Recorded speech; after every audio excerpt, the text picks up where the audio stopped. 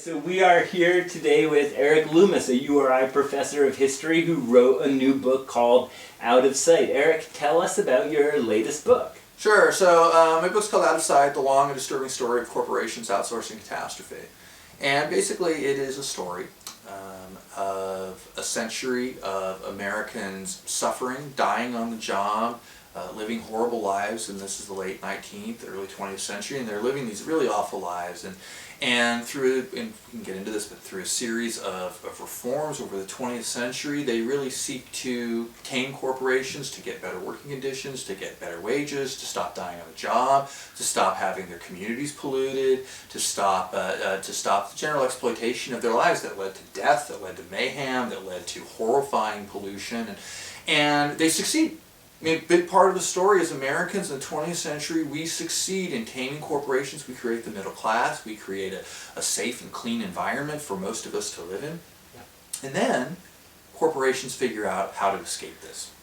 Yeah. And they do so by moving jobs overseas.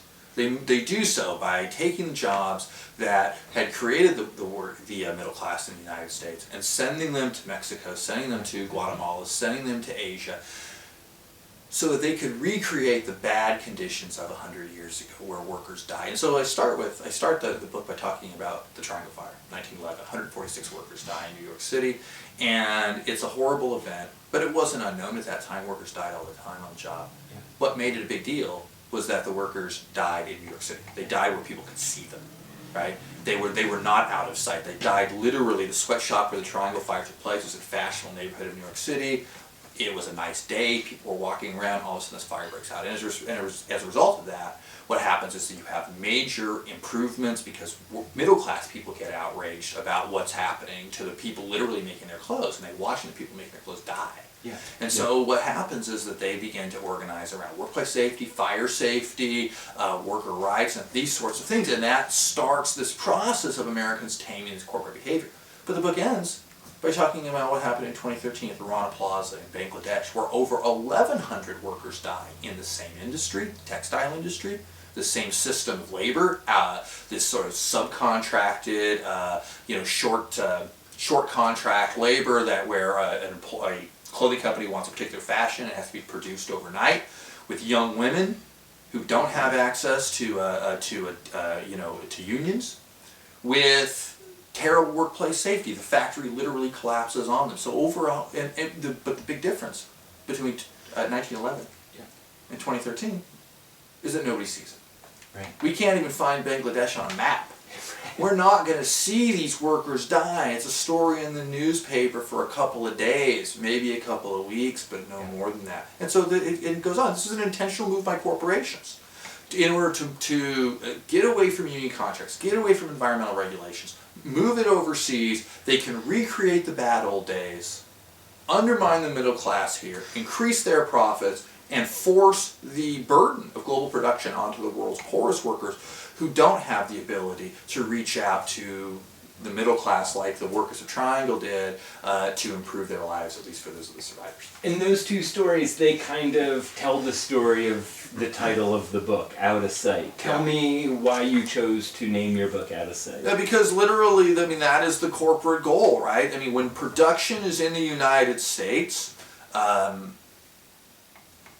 it's a lot easier for citizens, for consumers, for everyday people to see what's happening, to see how the food is being grown, to see how their clothes are being made. Now, corporations will try to mask and obscure in the United States too and keep it out of our sight, but it's much easier in the U.S. to find out what's going on than it is outside the U.S. So creating walls of separation between consumers and workers is a corporate goal to increase profit, to force down on a permanent level these very low wages onto workers, to force them into bad working conditions.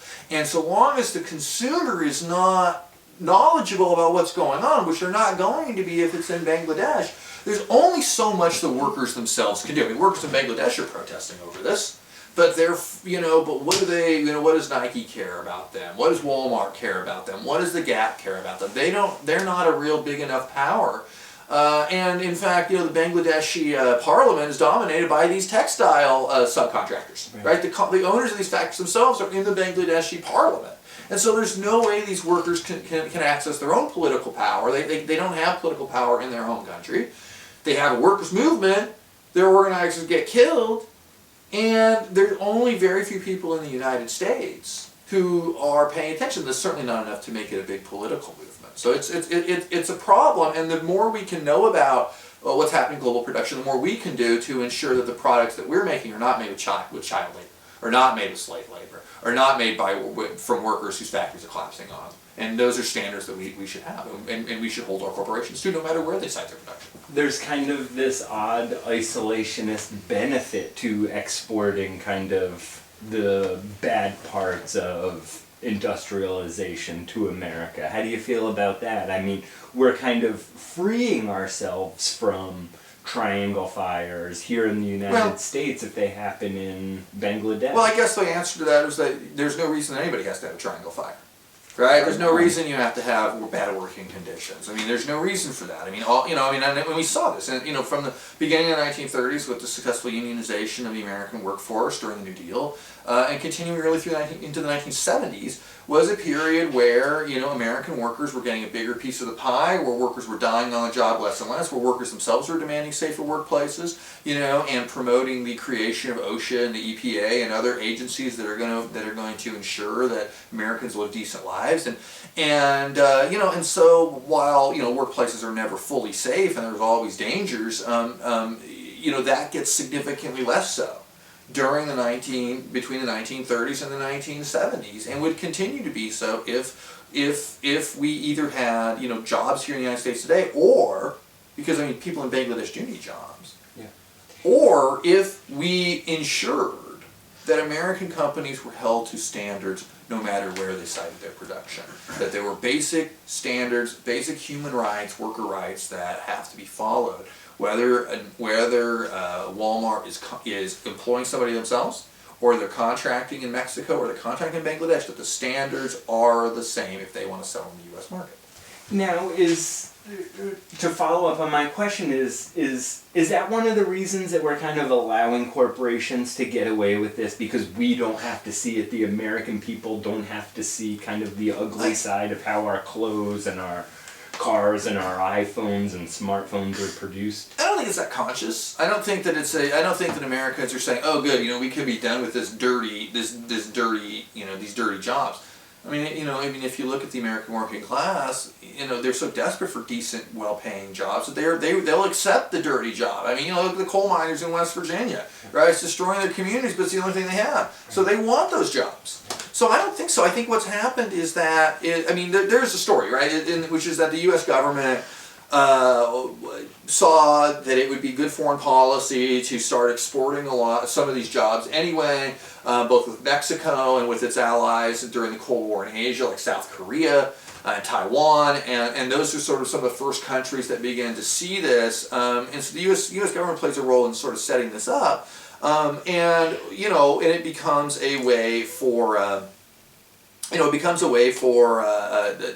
poor nations to attract outside investment, and it also becomes a way for companies to gain a lot of profit. And in some ways, they were able to, what corporations were really able to do was to say, well, consumers, we're going to offer you cheaper products now. That's the goal here, right? You're going to get cheaper products. We're going to get away from this union labor, and you're going to get cheaper products. And and I guess to some extent that there's truth to that, obviously. But those cheaper products, first of all, come with a real social cost because it's on the backs of workers. But also, then what happens is that the promise is that a new invigorated economy, right, that isn't as tied to industrial jobs. This is a post-NAFTA kind of economy, that we're going to create an information economy, we're going to create a flexible economy, and that Americans will actually economically benefit from these agreements that are going to then shift these jobs overseas in mass. But as we know by 2015, it's not true.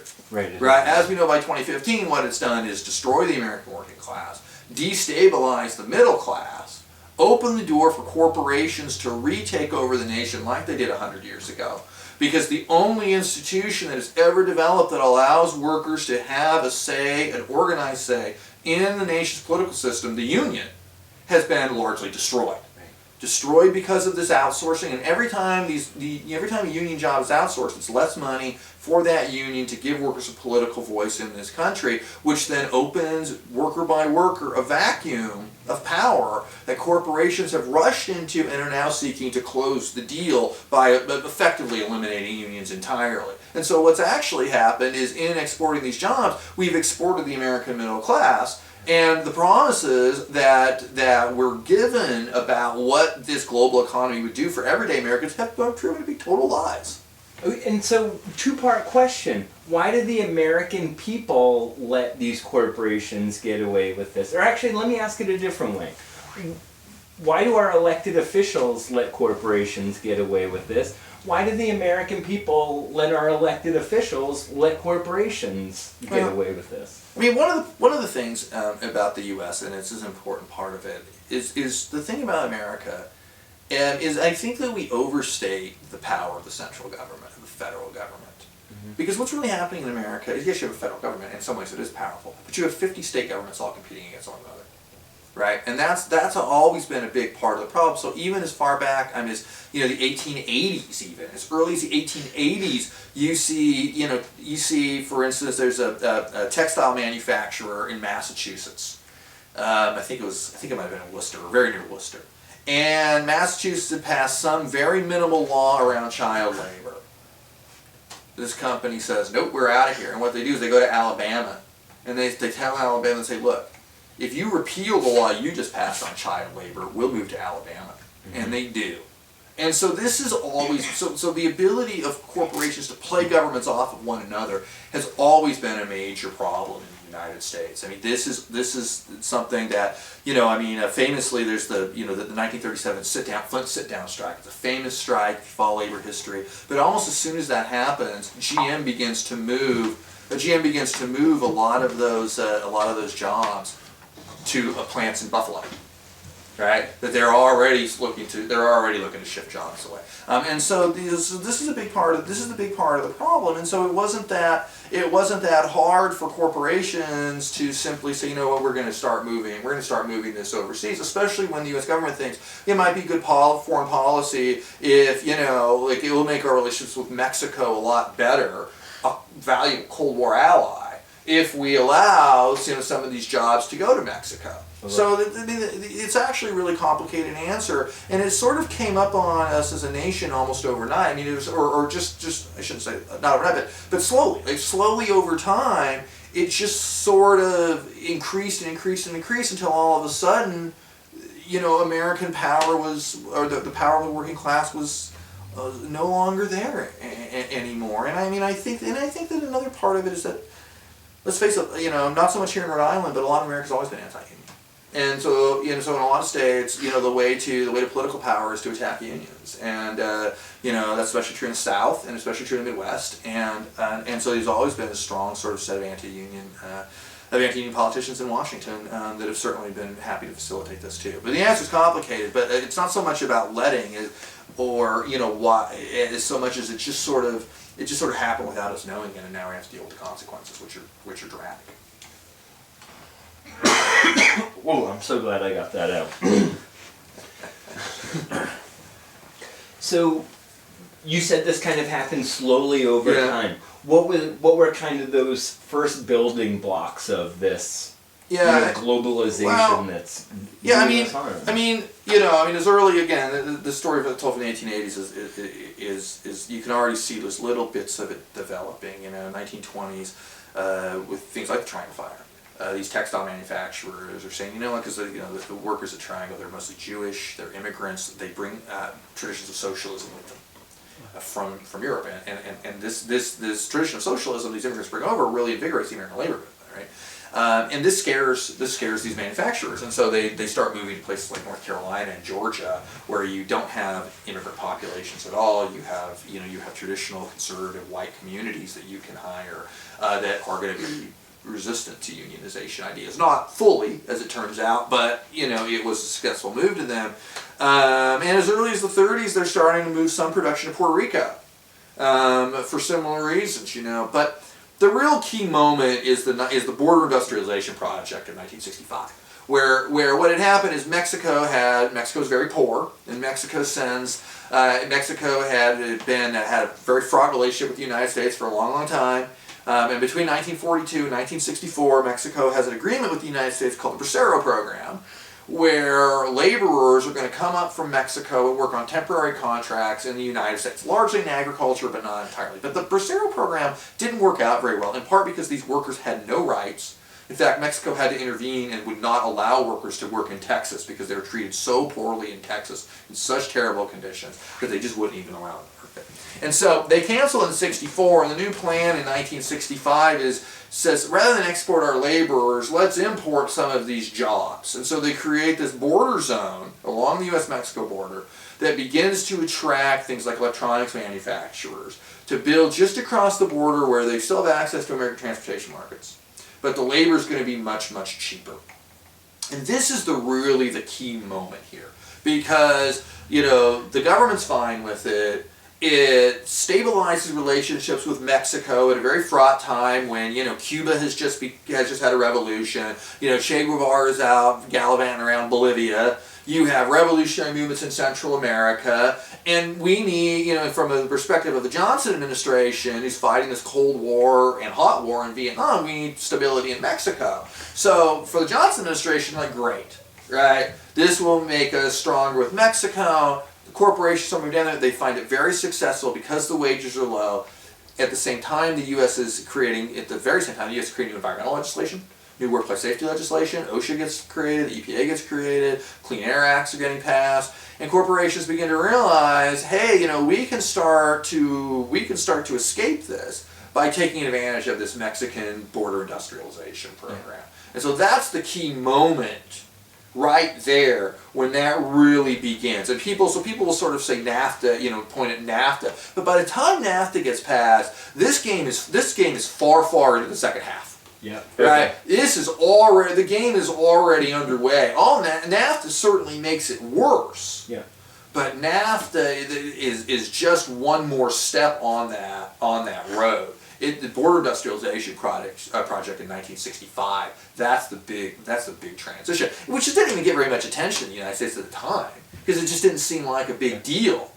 But as the 70s go on, then we begin to do this in more and more nations. Nations begin to, create trade development zones where they suspend their own labor and environmental laws to attract these, and then you begin to have this global race to the bottom that you created. Not that it has to end in 1,100 workers dying in Bangladesh. It's not inevitable that this happens. It's not inevitable that the American middle class declines. It's not inevitable that the American working class gets crushed.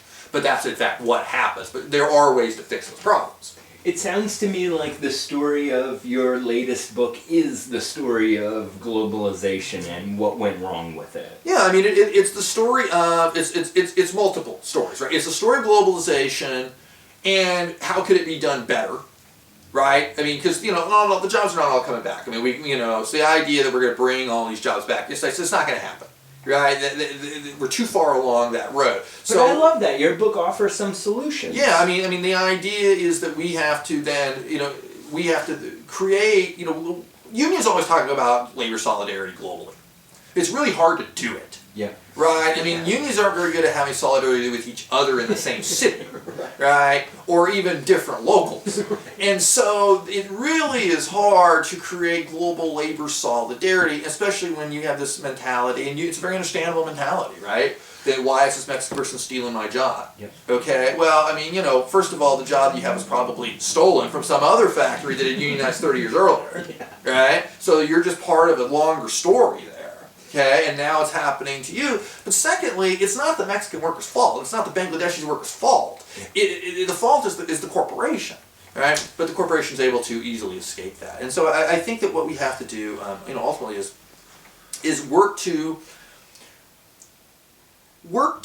think about what has worked in America, right? How did we tame corporations the first time?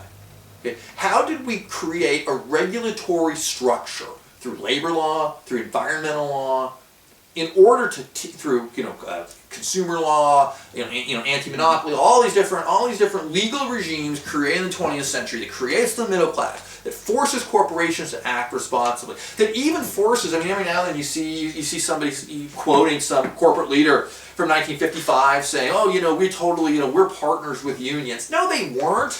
That they're forced to say it because unions have so much power in this country. They hated unions just as much as they hated them 30 years earlier. But unions have power, right? How do you recreate that or try to move toward recreating that globally? Okay, now that's a big question. That's a hard question. And I don't claim to have all the answers to that. Yeah. But I think that Is there a way we can bring some of these jobs back? Is there a way we can get more oversight about what's happening in Bangladesh, even with the ones that we can't? Well, I think those are separate questions. I mean, the answer is yes, but I mean, what you have to do is take away the reason for corporations to move. And so is that reason to clean air and clean water? Well, no, it's not. The reason they'll move because corporations exist to maximize profit. Okay, so anything you're going to do in order that is going to limit their profit is going to be a reason for them to move. Yeah. What this has in fact created is an inability to, so you might make the argument, let's say, that, America made its middle class this way, now the jobs are in Bangladesh, now the Bangladeshis are going to make their middle class. But it's not going to happen, because the Bangladeshi workers know if they ask for too much, those companies are just going to move to Indonesia, they're going to move to Cambodia, they're going to move to Vietnam, they're going to go to the next frontier of new global labor, eventually Africa, right? And, and so what this creates is an inability for any nation to really create a stable middle class, right? And the only way that stable middle class is ultimately going to be created is if jobs can exist for a lengthy period of time. That if a company is going to establish a base or establish a factory in some nation, that there's going to be some kind of commitment there. Now, how do you create that kind of commitment? Well, what you have to do, I think, and this is the way to keep some jobs in the United States while also allowing the potential for Bangladeshi or Vietnamese workers or whatever to create their own middle classes. Yeah. Is that you need to start thinking about how do you take that American regulatory structure, a very workable idea, and how do you start then applying that to American corporations wherever they move? And how do you do that? Well, I think that you do that through a number of ways, and there are plenty of ways in American history where, plenty of moments in American history where not only have we regulated corporations on a national scale, but on an international scale, right? And so we don't allow in products made from endangered species. Yep. Right? That's an international law that, yes, it's not perfect, and yes, enforcement's not always perfect, but you can't make products out of elephant tusks anymore and import them into the United States. Yeah. It's illegal to do so. It is illegal to import products into the United States made with prison labor. Mm-hmm. Okay, that often doesn't get enforced, but it's on the books. In 1915, we passed a law called the Siemens Act. What the Siemens Act is intended to do is to create a global race to the top in the shipping industry, because people working on boats do horrible conditions. That if you dock in this nation and your boats are not up to a certain condition, that seaman can break their contract and leave in the United States with no legal ramifications. Okay, the attempt to create a global race to the top. The United States created in the 90s as Clinton is having to re-up NAFTA. Yep. Makes a deal with the AFL-CIO to regulate the textile factories in Cambodia, to create unions there, to allow for unions to come in. Very successful. Unions do pour in there. The workers organize themselves. So there are plenty, and then it falls apart, but after they end the program, right after the global race to the bottom is truly created in the late 90s. But there are plenty of examples of how you do that. So what is it that you do?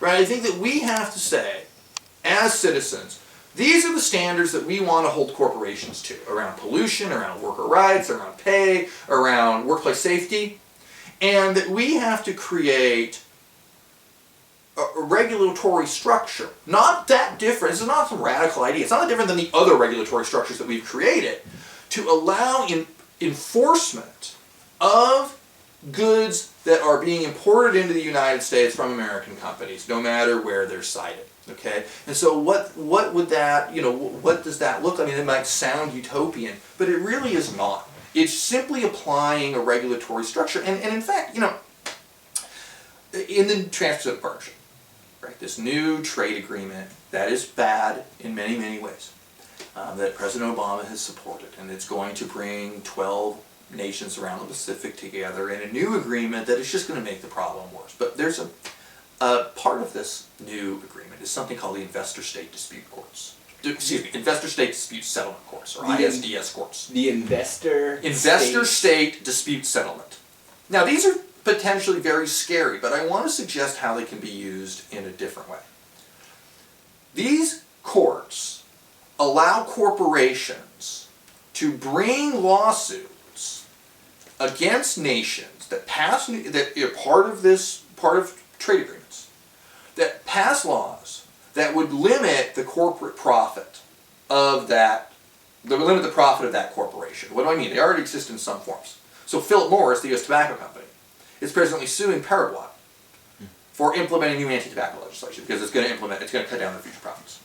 There's a French water company, I think it's a water company, a French company anyway, that is suing Egypt for creating higher minimum wage.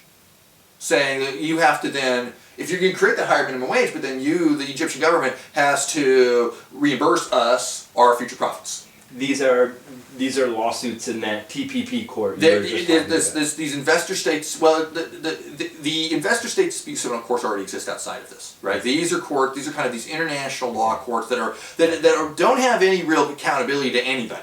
Okay, the TPP is going to allow for a lot more of this, so that if the U.S. passes or probably more like the other way around, but if the U.S. passes an increased minimum wage and some Chinese company says, well, this is affecting our profits, that Chinese company could potentially sue the United States in these courts. Okay, and it's a really bad thing, right? I mean, it really threatens environmental legislation, it threatens workplace legislation, it threatens the ability of Bangladeshi workers or Vietnamese workers or Cambodian workers or other nations that are engaged in these various trade agreements to improve their lives. But what it does do is it establishes an important precedent that their international regulatory bodies can exist that are actually regulating this international trade. Right? That you're saying these courts that have been used for bad could be used for good. You could theoretically have, rather than an investor-state dispute settlement, you could have a worker-state dispute settlement court. Yeah. Right. In other words, the structure to rethink how international trade works and to give different actors in this international trade access to laws that are transnational. It's already been created by the corporations themselves. Yeah. Right. What you can do, at least theoretically, I'm not saying it's easy to do. I'm not saying it's going to happen tomorrow. It's certainly not going to happen in the 2016 election.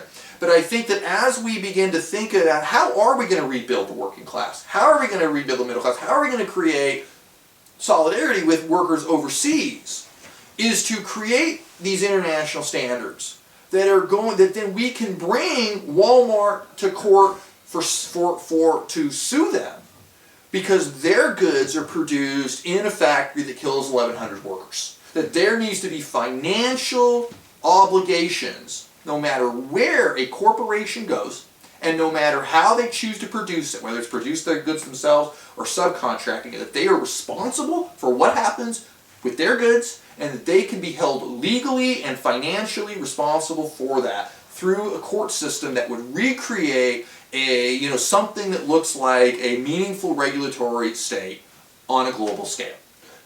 Who are the judges in these courts? I'm concerned that the judges will not be as sympathetic. That's certainly how it is right now, right? I mean, obviously, right now the situation with these judges is they tend to be random. Actually, some are very pro-corporate and some are less pro-corporate, but there's no real system. There's no accountability. So the actual complexity, it's actually very complex on the ground. Okay. And this is actually one of the big complaints you hear about TPP. That's right. That it will set up these courts that will allow companies to sue the United States because of our environmental laws. There is that potential, yes, and it is very scary. Obviously, look, I mean, obviously we have to work out we could get caught up in the details of what maybe this looks like. I think that the point to hold on to, though, is that we are in a position that we have not seen in this country in 100 years. 100 years ago, 130 years ago especially, Americans were just slapped in the face by capitalism. That this system of capitalism sprung up almost overnight during the Civil War. And the promises of America, that at least if you were a white male, okay, I mean obviously there's racial issues there, but if you're a white male, the promise of America is you're going to be self-sufficient. You're going to be a small farmer, you're going to be a shopkeeper, you're going to be in control of your own life, including your economic life. You're in control of that. Through corruption, through the rapid expansion of American industry, through a whole boat of changes in the late 19th century, Americans found themselves slapped in the face by this. All of a sudden, what was promised to them by capitalism turned out to all be lies. And at that time, in the 1880s, 1890s, Americans are trying to come up with all sorts of ways to figure out what do we do here. And they look for simplistic solutions, to say the truth. If we just get rid of the Chinese, we'll be fine. If we just get the 8-hour day, we'll be fine. They have these other kind of, people like Edward Bellamy or Henry George and these ideas about, a single tax. If we just tax land, we'll solve the problem. They're very simplistic. And it takes several decades for ideas to become for the analysis of what's happened to us as workers to become sophisticated enough to actually battle capitalism. And that sophistication is basically socialism, right? The importation of socialism from Europe is what really provides like a multifaceted understanding of this issue that even if you're not really a socialist, you take some of those ideas and you use it against your employer, okay? And so we're in the same boat today, actually, right? That once again, through globalization, capitalism just slapped us in the face. That all of these promises that we were granted, that our grandparents and our parents had about living a stable life, the rug has been taken away and ripped out from under us just overnight. Yeah. And we don't know what to do anymore, right? Once again, there's no real answers. Nobody is articulating what it is that we do. People will talk, we'll solve the problem of poverty through an increased earned income tax credit. I'm like, that's not going to solve the problem of poverty, right? That's fine. If you want these little policy solutions, that's a good thing, but that doesn't solve the problem. Once again, we're in a position where we just have to start thinking creatively about how are we actually going to tame capitalism again. Because capitalism has escaped most of that 100 years of regulations that we created to tame them. And now we're back to almost to square one. And so how do we move from there? And so I think that thinking about, so I'll be the first to say that I think that thinking about international labor standards like this is, I think, a relatively practical, actually, compared to other ideas, because it builds on pre-existing regulatory structure and things that have worked in the past. But I'm not claiming it's the only answer, and I'm not claiming it's going to be easy. I'm just hoping that out of sight on the ideas about how to tame this so that companies don't have reason to move because the regulations are going to move with them. Yeah. And so that people in Bangladesh can create a middle class, that people in the United States can keep a middle class, that is part of a conversation. But what I really want to encourage at all is that we begin to think a lot more creatively, because corporate tax breaks are not going to work. A bigger earned income tax credit's not going to work. A higher minimum wage is great, but it's not the whole solution. The higher, $15 minimum wage is a wonderful thing, but in a way it's a little bit like the 8-hour day 120 years ago, where it is a piece of a puzzle, but it's not the whole puzzle. It's not going to solve our problems. We have to think really creatively right now, and I just hope to be part of a conversation that's trying to think more complexly about just how is it we're going to tame these corporations once again and create dignity for workers no matter where they live. So I think you've been part of that conversation. Can you tell me some of the adventures that you've been on since publishing this book, where you've spoken about? Yeah, I mean, there's been some positive. I'm sure it's not only RI Future. No, it has. RI Future's highly appreciated. It's been, it's been excerpted in Salon and in these Times, in Dissent and Alternate and other places. If you go to C-SPAN's Book TV, You were on Book I was TV. on Book TV talking about it at an event in New York, and so you can download that or stream that. That's available. So I mean, I think that people are interested, and it's interesting because a lot of the sort of arguments that I get into with people around these issues are people who are nominally on the left, but really still ultimately believe that this current system is actually bringing great things to places like people like the workers in Bangladesh. That this is improving their lives, and what that tends to do. Wait, isn't it improving their Well, lives? what that argument tends. I mean, it's actually complicated. I mean, you have, for instance, people say, well, these people need jobs. Well, that is true, but it also ignores, in many cases, how corporations have actually contributed to these people being kicked off their land, right? And so, for instance, what is the labor force in these Mexican factories, right? Well, the labor force in Mexican factories are people who could no longer work on their land because you couldn't grow corn there efficiently anymore. Why? Because U.S. corn farmers are dumping cheap corn on the Mexican market. Right? And so this sort of global food supply is actually not only creating enormous profits for companies like Monsanto, right, or Tyson Chicken or whatever, but it's also forcing people off their land, forcing them in order that they have to take these jobs in order to survive. So it's complicated. But I think that the other thing about these arguments that people will make is, oh, it's improving their lives, is it's actually, even if it is, to just say that, it shows that you are out of touch with what these workers actually want, right? Bangladeshi workers, the workers at Rana Plaza, are not sitting there meekly saying, oh, thank you, Walmart, thank you for giving me a job.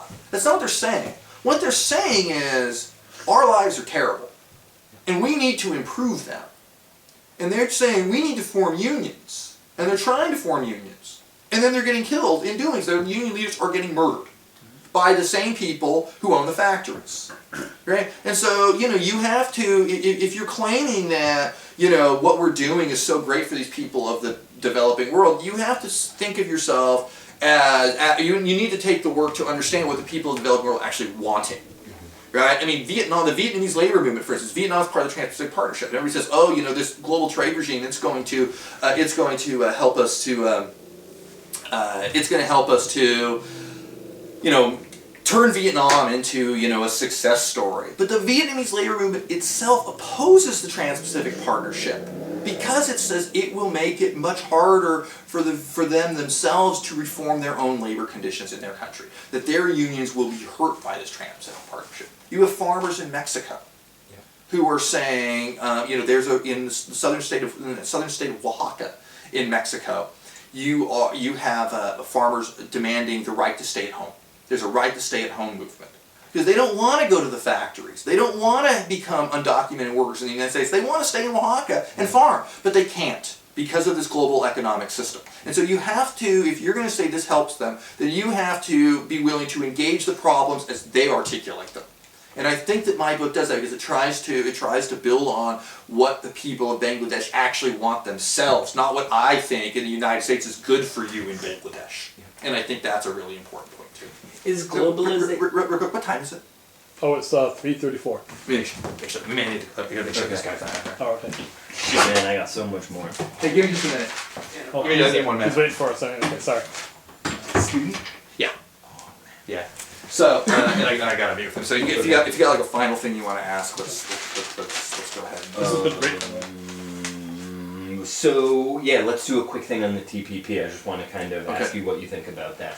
So I'm glad you brought up the TPP. How does that relate to your book? Or how does the TPP... Yeah, how does TPP relate to your book? And what do you think of TPP? Yeah. Is this a mistake for the United States too? Well, it is, because I mean, I think that the Trans-Pacific Partnership, which is this 12-nation agreement across the Pacific, what it does is, I mean, it's sort of proclaimed as this trade agreement.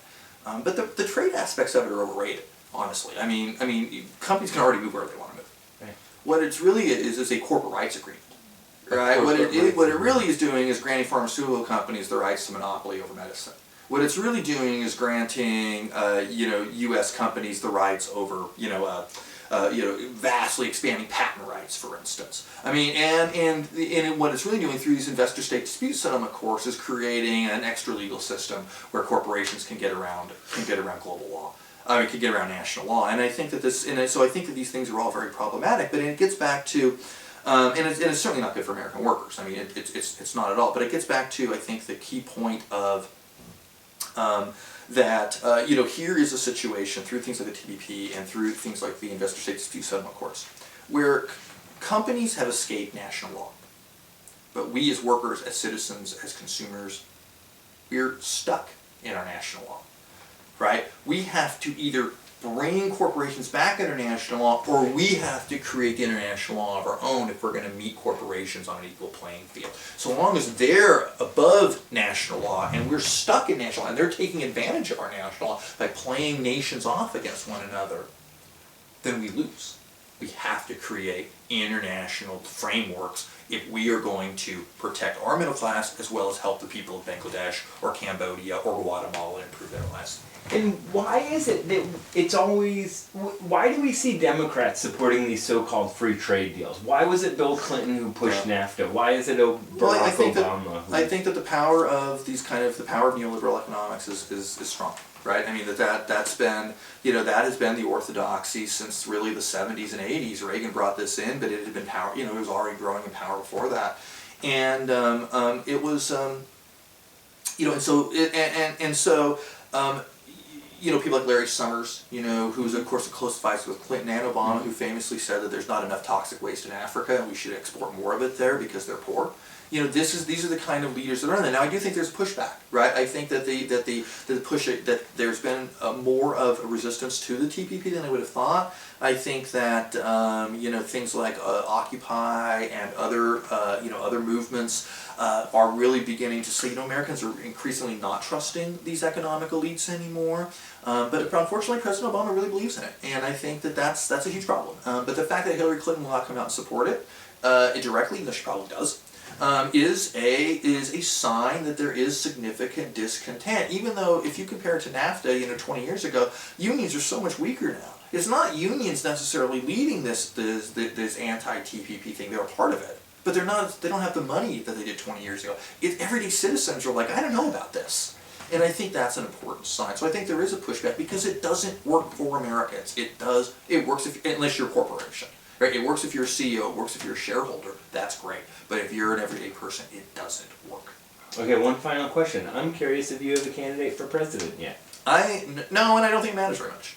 I'll be the one who say I don't think, I think that, I think that... Even Bernie Sanders and Hillary Clinton are the same? They're not the same, but I think that honestly the structures of American politics are... mean that even if Bernie Sanders gets elected president, right? Let's say he wins, he gets elected president. He's still facing a Republican Congress. He's still facing probably a Republican Senate. He's still facing years of Republican court judges, Republican judges. I mean, he is, including a hostile Supreme Court. He would be limited. I think that I guess I would say that Sanders would certainly have the ability to support or not support certain kinds of things like a TPP. And I think that's important. I think that people who you place in federal positions, appointees, there could be some differences there. This is out of no love of Hillary Clinton that I am saying this, but I think that the real issue in 2016 is as bad as Hillary may be in some areas, but in some areas she's better than he is. I mean, she's better on, his gun control record is not good. This is a major problem in a society where we're killing each other left and right. So I think that, I would say that my guess is that a Bernie Sanders presidency for progressives is about 10% better than a Hillary Clinton presidency because of the limitations and structures of American politics. And I think that another thing I would say in regards to the book is we have to stop thinking strictly through presidential politics as the answer. We're never going to elect the right person. That's not how power works. It's not how the world changes. It's not how it's ever changed. It changes from below. You can elect the right person, and that's great, but you know what? I mean, look what happened. Everybody believed Barack Obama was actually going to hope and change, right? And then he turns out to be a regular Democrat like everybody else. And so the answer is, let's just look at, who's our next savior going to be? Is it going to be Bernie? Is it going to be Hillary? Weird. There isn't one.